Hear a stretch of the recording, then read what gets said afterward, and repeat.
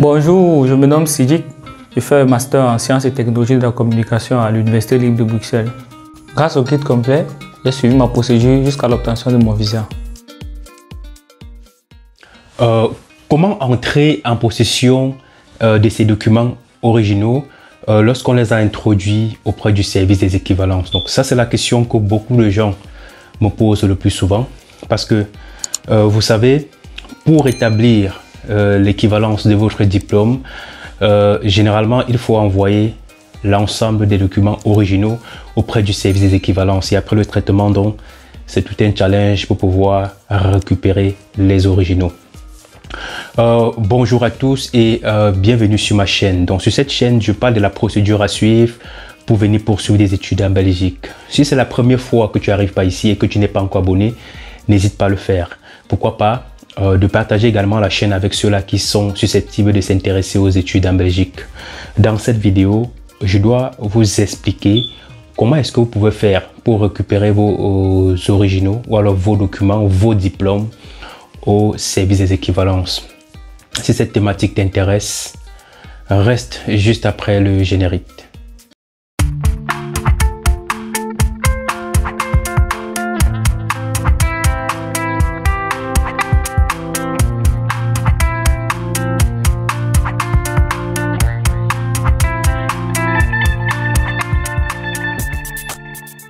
Bonjour à tous et bienvenue sur ma chaîne. Je m'appelle Jacques Takougan et ça fait bientôt 6 ans que j'accompagne ces étudiants-là qui souhaitent venir poursuivre des études en Belgique. Dans cette vidéo, je dois vous expliquer comment est-ce que vous pouvez entrer en possession de vos documents originaux que vous avez introduits auprès du service des équivalences. Alors, qu'est-ce qu'il faut faire?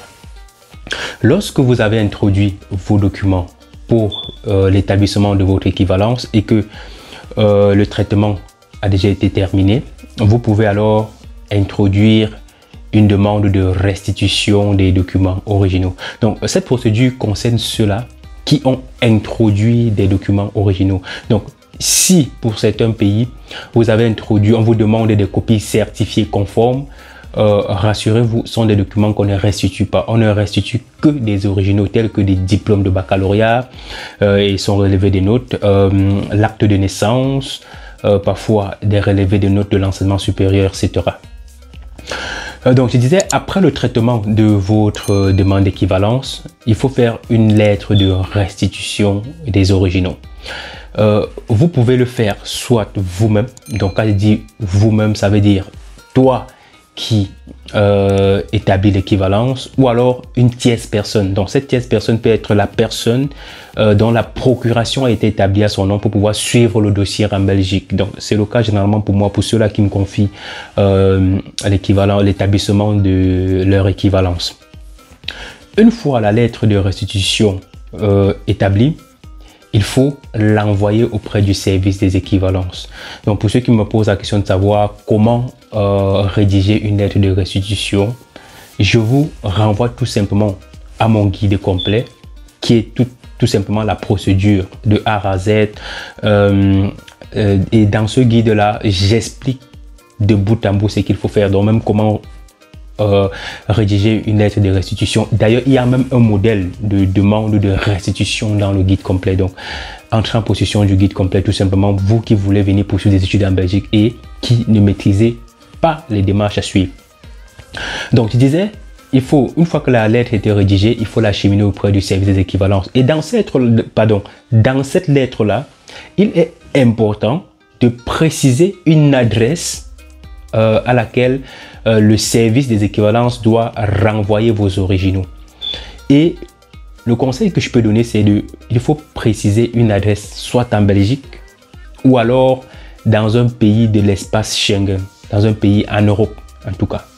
Pourquoi? Parce que le service des équivalences généralement renvoie ces documents-là par courrier recommandé, et même si c'est dans un pays comme la France, l'Allemagne, la Suisse, l'Angleterre même, de toutes les façons, ça doit arriver.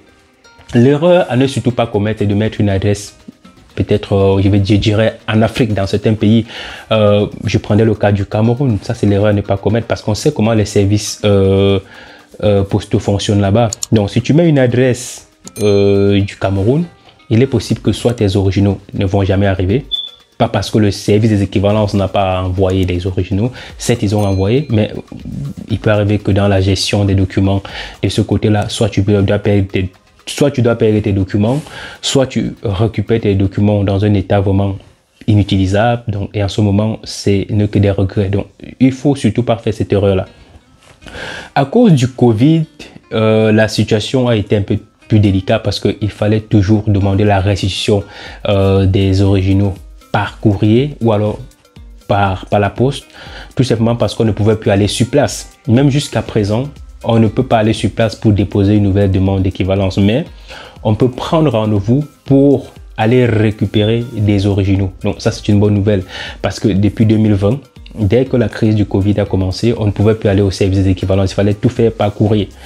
La bonne nouvelle, c'est que depuis quelques semaines déjà, il y a moyen de prendre rendez-vous et pour aller récupérer des originaux. Donc, si vous avez un membre de la famille, une connaissance, un ami ou une amie en Belgique, qui peut prendre rendez-vous pour vous et se déplacer à condition que la procuration qui a été établie soit à son nom. Ou alors, vous allez devoir faire une nouvelle procuration au nom de cette personne-là qui doit devoir se rendre au service des équivalences pour pouvoir récupérer vos originaux.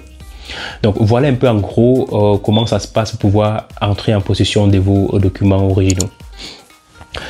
Si cette vidéo d'ailleurs t'a plu, n'hésite pas à lâcher un pouce j'aime et pourquoi pas de partager la vidéo avec tous ceux-là qui sont également susceptibles de s'intéresser à la procédure à suivre pour venir en Belgique. Et on se dit tout simplement à très bientôt pour une autre vidéo.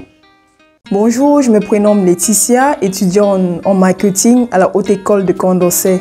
Grâce au guide complet, j'ai suivi ma procédure jusqu'à l'obtention de mon visa.